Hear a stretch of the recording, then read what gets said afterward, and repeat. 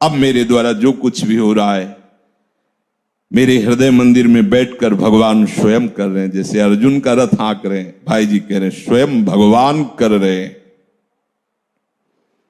सारा का सारा जो व्यवहार तुम्हें दिखाई दे रहा है वो केवल भगवान कर रहे हैं मेरे द्वारा। ये किसके हृदय में बात आएगी? जिसने कर्म का भरोसा ना करके प्रभु का भरोसा किया, तो प्रभु स्वयं बैठ गए कि अब मैं करता हूं, देखता हूं कौन तुम्हें स्पर्श करता है, पाप की पुण्य। बैठ गए, अब मैं इस महाभारत में तुम्हारे रथ का संचालन करता हूं। ये मैं न रहा, अब मैं नहीं रह गया। भाई जी महाराज कह रहे हैं मेरा न रहा, अब कोई मेरा नहीं रह गया। मैं भी श्री कृष्ण बन गए और मेरे भी श्री कृष्ण बन गए। अब कौन अभिमान करे? जब मैं ही नहीं रहा, तो करता ही नहीं रहा, तो अभिमान की कोई गुंजाइश ही नहीं रह गई। कैसी मंगलमय स्थिति है। एक ढांचा दिखाई दे रहा है हनुमान प्रसाद पोद्दार नाम का, लेकिन इस ढांचा के अंदर बैठकर काम श्री कृष्ण ही कर रहे हैं। ये श्री कृष्ण की ऑफिस है, काम वही बैठ करके कर रहे हैं। नियमित जैसी दिनचर्या, जैसे शास्त्र सम्मत कर्म चाहिए, वो स्वयं बैठ करके कर रहे, करवा रहे हैं इस शरीर से। मैं कहीं करता नहीं हूं। दिखती है क्रिया तमाम होती हुई, लेकिन मैं कहीं करता नहीं। कितनी महिमामय स्थिति है जो भगवान कह रहे जीते जी वो जीवन मुक्त हो जाता है। न सुकृत, न दुष्कृत, न पाप, न पुण्य, कोई भी उसे स्पर्श नहीं कर सकता। जैसे पूरे भारत देश में या विश्व में जितने शुभ अशुभ कर्म हो रहे हैं, आपको क्या लेना देना है? आपको दंड भोगना पड़ेगा क्या? आपको पूरे उत्तर प्रदेश में या अन्य राज्यों में जो भी कुकर्म सुकर्म हो रहे हैं, उनसे आपका क्या मतलब है? तो ऐसे ही स्थूल सूक्ष्म कारण ये राज्य हैं, इनसे आपका क्या मतलब है? आपका मतलब तो प्रभु से है ना। बस उधर का आपको आनंद मिलेगा, इधर का सब डिलीट, सब खत्म। एक कितनी बढ़िया बात, समझ लो। नहीं तो अवश्यमेव भोक्तव्यम कृतम कर्म शुभाशुभम, कर्म जाल से मुक्त होना बड़ा कठिन है। जिनको ऐसा लगता है कि हमसे पाप बन गया है, मैं दान पुण्य करके तीर्थ अवगाहन कर लेता हूं तो उसका अलग फल मिलेगा, इसका अलग मिलेगा, इसे नहीं मिटा सकते। अगर कोई मिटा सकता है तो हम सर्व पापेभ्यो मोक्षयिष्यामि मा शुचा, केवल प्रभु, दूसरा कोई नहीं। इस भ्रम में कोई न रहे कि मैं पाप करके पुण्य करके मिटा दूंगा पाप को, तो नहीं। वो रकील खिंची हुई है, पुण्य करोगे उसका फल होगा, पाप करोगे उसका फल होगा, लेकिन दोनों को मिटा दे वो केवल प्रभु है। इसीलिए मामेव ये प्रपद्यन्ते माया मेताम तरन्ति ते। अब भोग हो या त्याग हो, ममता हो या निर्ममता हो, अकुशलता हो या कुशलता हो, परमार्थ हो या व्यवहार हो, अब तो जो कुछ भी कर रहे हैं लीला में प्रभु बैठ करके कर रहे हैं। कहीं न स्व रह गया है, न पर रह गया है, न स्वार्थ रह गया है, न परमार्थ रह गया। एक कितनी बढ़िया बात है। परमार्थ के लिए भी अपने को परेशान नहीं होना। व्यवहार परमार्थ बनो के न बनो, परमार्थ व्यवहार बनो कि हमें परमार्थ से भी मतलब ले, हमें तो प्रियाजू से मतलब है। आप जैसे चाहो वैसे बर्ताव करो नाथ, बस आपकी सिवा कोई ना हमारा साधन है और ना साध्य है।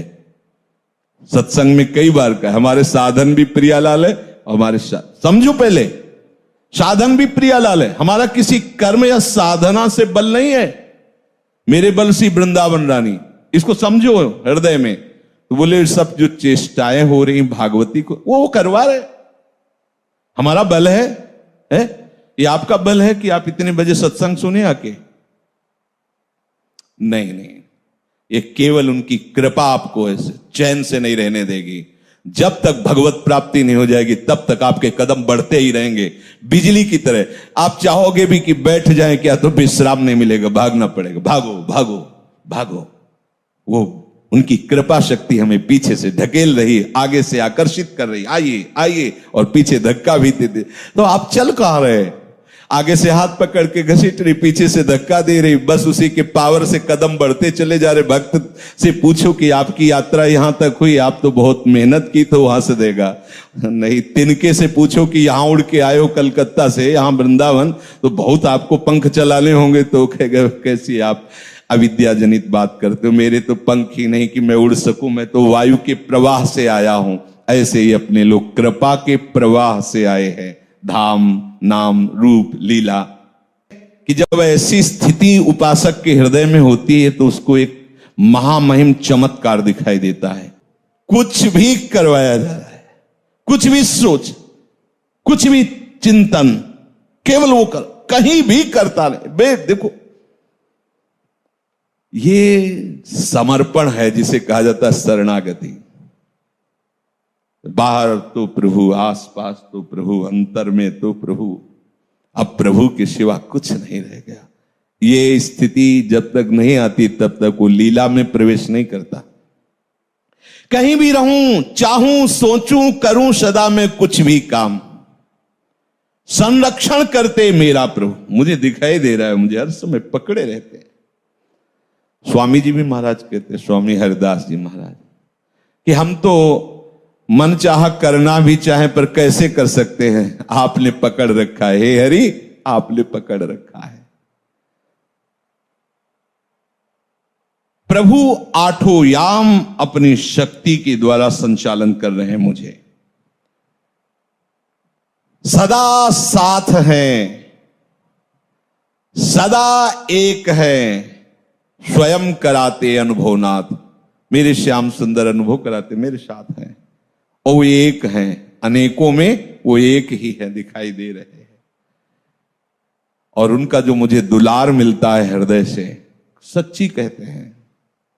और वो कैसे शब्द, अचानक कैसे, एकदम अचानक कैसे, वो हमारी तरफ से स्मृति नहीं होती, उनकी तरफ से होती। वो जब याद करते हैं ना तो उसकी पहचान होती। किसी भी क्रिया में कहीं भी अचानक पूरी एकाग्रता उधर, और बस रोना शुरू। समझ लो इस समय केवल प्रियाजू की तरफ से आपका चिंतन हो रहा है। ये हम आपको पहचान बता रहे हैं। अचानक एकदम नाम में प्रीति उदय, वो तो चल ही रहा है पर एक गाढ़ प्रीति उदय हुई और रोना आ रहा है एकदम। प्रियाजू आपको याद कर रही, प्रियाजू आपका चिंतन कर रहे। ये बड़ा रसमय, कैसी दशा आनंद की होती है। वो जो क्षण उस समय के होते हैं जब अपने चिंतन करने लायक नहीं रहते, और उधर से चिंतन का जब अनुभव होता है, निहाल हो जाओगे। इसके लिए कोई साधना नहीं है, केवल समर्पण है। और समर्पण देख रहे हो किसे कहते हैं? कोई बल नहीं, साधन का भी बल नहीं, केवल प्रियालाल का बल। पर साधन में प्रमाद नहीं। स्नेह भरे अंतस से मेरे सिर पर रखे रहते हाथ, मेरे नाथ हर समय ऐसे दिखे। वरद हस्त उनका रखा रहता है, और उनका जो प्यार दुलार मिलता है। मां का प्यार संसार में बड़ा श्रेष्ठ कहा जाता और है भी, क्योंकि वो निस्वार्थ प्रेम करती है, पर कहीं ना कहीं मोह युक्त है। लेकिन प्रभु का जो प्यार है वो निर्मम है। उस निर्ममता से जो ममता प्रकट होती है वो समुद्र है। जरा सा जान जाओ केवल उनके प्यार को।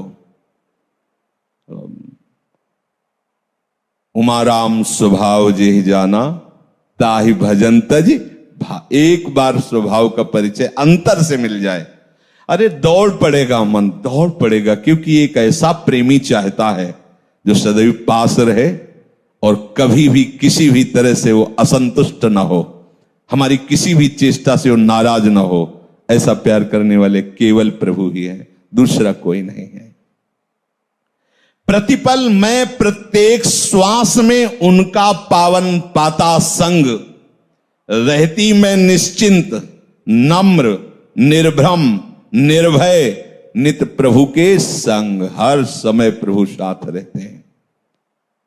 तो हमारा जो दुष्कृत सुकृत परिणाम पाप और पुण्य है, ये जब तक रहेगा तब तक मुझे आवागमन से कोई भी मुक्त नहीं कर सकता। सबसे पहले इनका नाश होना चाहिए। जो अभी वर्तमान में क्रियमान हो रहा है उसमें जो दुष्कृत सुकृत हो रहे हैं उनका फल मुझे बांधे ना, और जो पूर्व में हो चुके हैं और जमा हैं उनका नाश हो, और उनसे निकाल करके जो प्रारब्ध फेंका गया है मुझे दुख सुख भोगने के लिए उसमें मेरा राग ना हो। ये केवल प्रभु ही कर सकते, दूसरा नहीं।